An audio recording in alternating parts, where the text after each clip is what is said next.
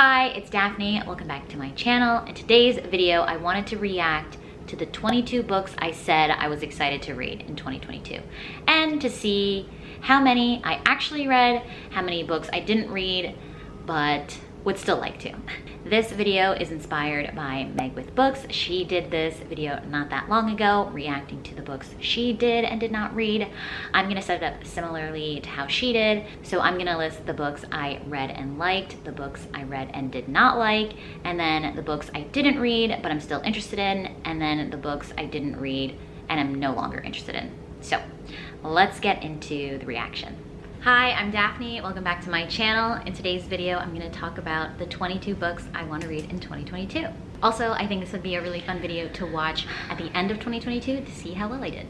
Yeah, all right, so the first book that I own that I need to read in 2022 is Pachinko. This book is Pachinko. I have started but did not finish. I wasn't in the mood to be sad. Plus, my expectations are really high. It's like a 5-star prediction. So with that additional pressure, I just haven't successfully gotten to completing it.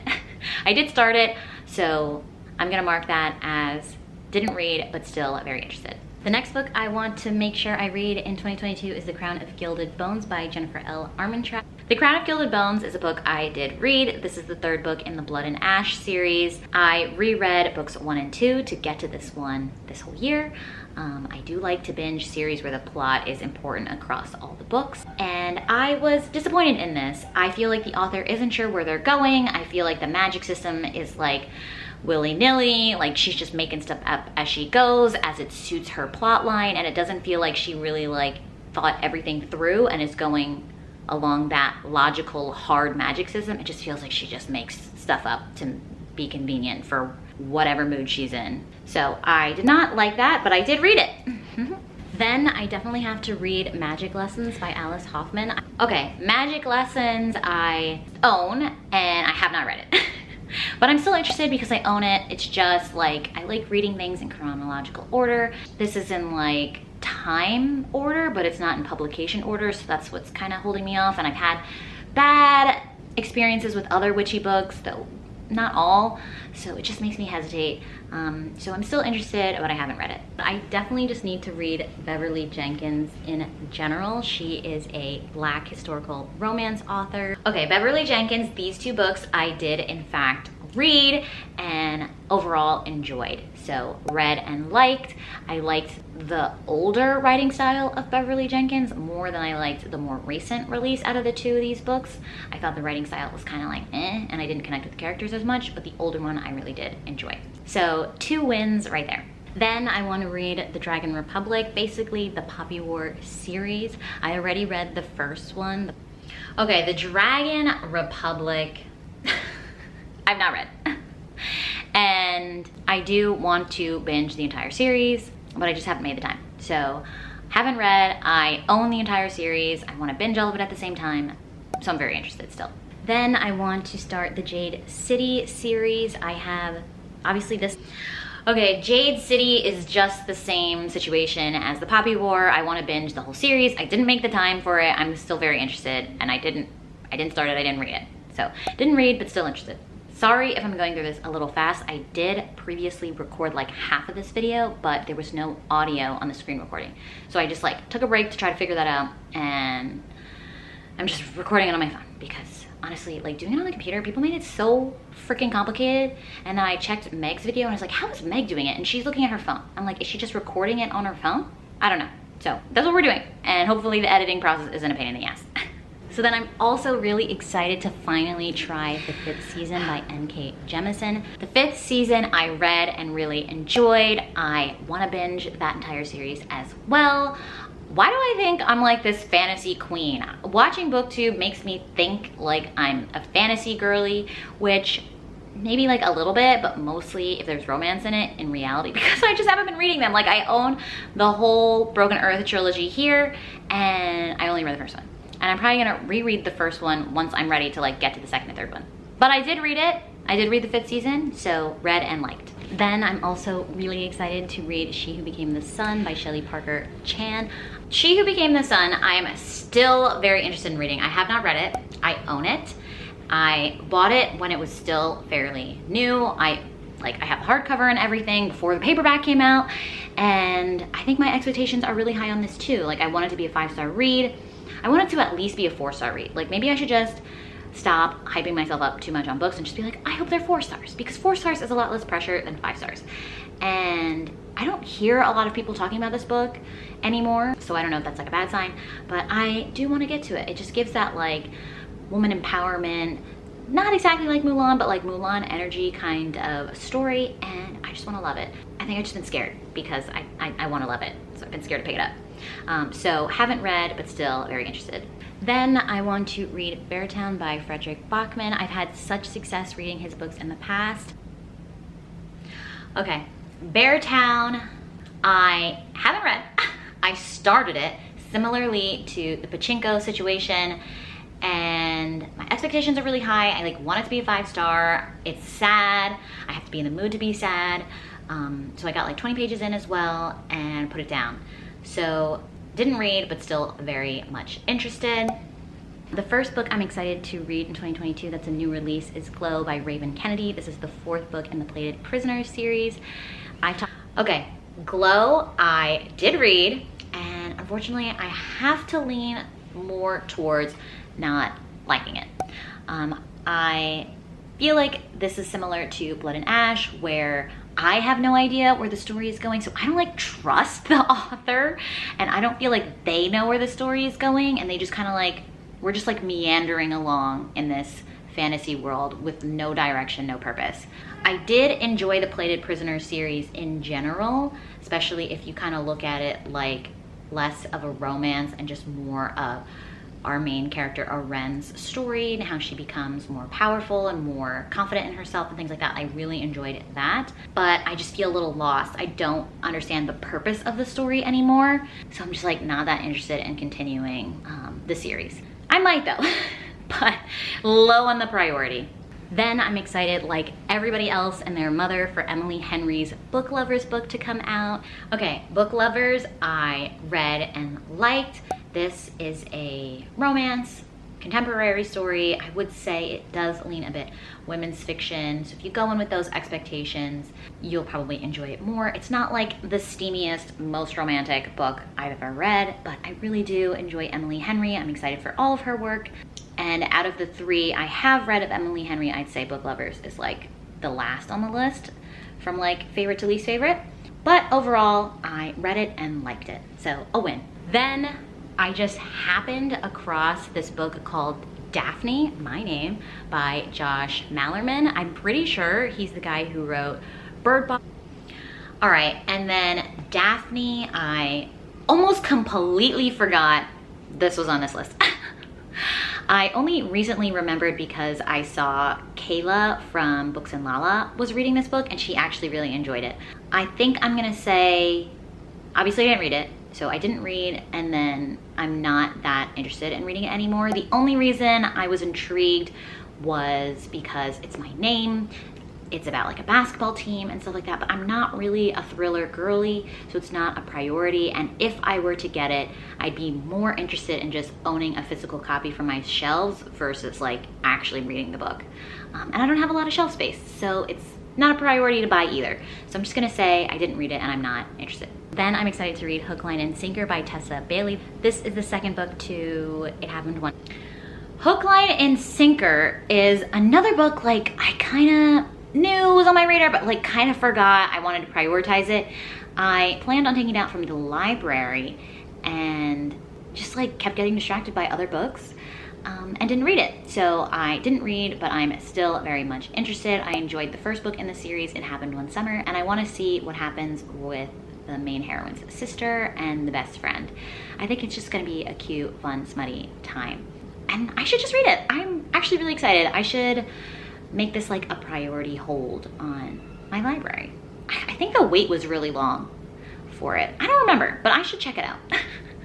Then I'm interested in reading Love on the Brain by Ali Hazelwood. Love on the Brain, let's be dramatic and controversial. I don't know how controversial it is. I did really like Ali Hazelwood's Love Hypothesis story, but hearing like people talk about the 3 novellas and the early reviews on Love on the Brain, I lost a lot of interest on reading it myself. People were saying it's like a rinse and repeat of the love hypothesis, with the characters feeling very familiar. There just being this overemphasis on our heroes, like being big and tall, and they're so big and she's just so little. And I'm just like, okay, like it would probably be a fun read, but there are just other books that I'm more excited about, maybe darker romances. I'm just not always in the mood for like a fluffy, fun contemporary, which this is, especially with the mixed reviews. I'm not that interested. So didn't read and not interested that much anymore. Then I have on my list The War of Two Queens, which will be the 4th book in Jennifer L. Armentrout's From Blood and Ash series.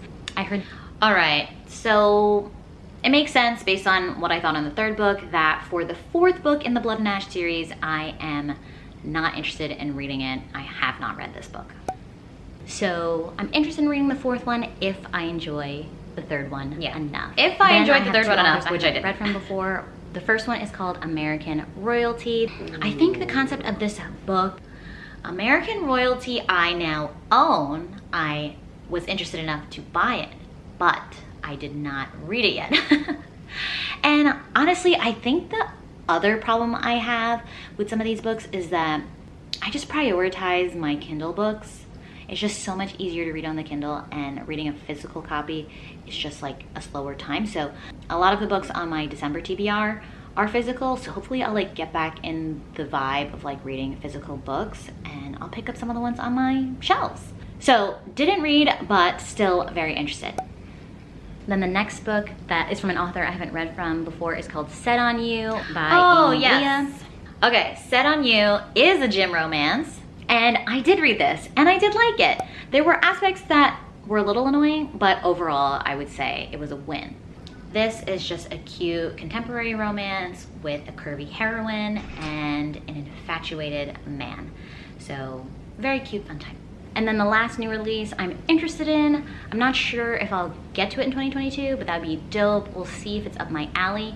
It's Babel by R.F. Kuang. I don't know if it's Babel or Babel. Shoot. So she writes the Poppy War books. Okay, Babel, yikes. Oh man, okay. I didn't react to this one already in the first edit. I was very excited about this. I went to this like new release event down the street from me. I got to hear from R.F. Kuang herself, which was really dope. And then I got halfway through the book and it was slumping me so hard. Like, it's a dark academia, but like the academic part was just so dense and the plot moved so glacially slow that I was just like stuck in a rut. So I've like DNF'd it for now. I'm definitely gonna continue it at some point in the new year. But my gosh, I'm a bit disappointed. I'm gonna mark this, like I read half of it. I didn't complete it, so I'm gonna say I didn't fully read it and I'm still interested. But at the same time, it's like I read it and I wasn't really liking it as much as I wanted to. I like where it's going. I like the message it's trying to portray. I like the discussions on language. I think it's really interesting because I like casually study other languages and I think it's cool. But the pacing is killing it for me. It's just so slow. So I'm just gonna say didn't read and I'm still interested. First one is Call Me By Your Name by Chanel Miller. I would love to listen to this on audiobook. Oh, Know My Name. I absolutely forgot that I wanted to read this. I want to read this on audiobook. I have it marked as something I'm interested on my Libby app, but I think the wait was really long too, and I just was like, oh, am I gonna be ready to be sad by the time the hold comes in? So I just like didn't prioritize it, but I am still really interested in reading this. So didn't read, but still very much intrigued. I want to read another Mariana Zapata book, this one being Culty. I actually ended up buying this on Culty ebook. It is a sports romance between a soccer player and a soccer coach. I really want to read this book, but I haven't yet. I am very interested in reading another Mariana Zapata. I know they are slow burn, and sometimes I'm greedy and I don't want to wait and read a slow burn. And I know her books are really long. This one in particular is very long, but I know it's like a cult favorite. Like, people are absolutely obsessed with this book, and some of my favorite romance booktubers love this book. So I am horrified with myself that I have not read this. I think it's just like, I want to love it so bad again. I just want to love it so bad. I really enjoyed Mariana Zapata's All Roads Lead Here book. The Wall of Winnipeg was fine. It was the first one I read. I didn't love it, but All Roads Lead Here I was obsessed with. And From Luca with Love, I really enjoyed that payoff too. Damn, I really should have read this. Oh, I'm sorry. I didn't read it, but I'm still really interested. Then I want to read my first Kennedy Ryan book, Real. This one also gets a lot of hype online. I was not expecting that. I'm hesitant to read this. Okay, I have read some Kennedy Ryans this year. I read the entire Hoop series. I don't know if I read the whole series this year or if I just continued it this year. And then I read her new release, which is right here, Before I Let Go, this year as well, and really enjoyed. Real, I read like a chapter and a half, and I just like know how Kennedy Ryan is. She'll like rip your heart out, and I just wasn't in the mood to have my heart ripped out. Guys, apparently I'm like a little scaredy cat when it comes to being hurt. I'm like, I don't want to get hurt. I just want to have fun. I read for fun, and I know Kennedy Ryan is trying to hurt me. Like, when I read Before I Let Go, I was just like really in the hype after going to the book signing event where she talked all about it, which was really cool. I'll link that vlog. So I just like dove right in, and it was hurting me really severely in the best way. Like, the writing is really good. But for real, but for the book Real, I just wasn't ready to be hurt. So I started it. I'm still interested, still downloaded on my Kindle from Kindle Unlimited. I want to read like all of Kennedy Ryan's books. It's just gonna take me some time because they, like I said, really freaking hurt. I'm interested in just trying Punk 57. This is like a high school bully romance by Penelope Douglas. Okay, Punk 57. I'm actually shocked I actually read this one. And I really liked it. It was like 4.5.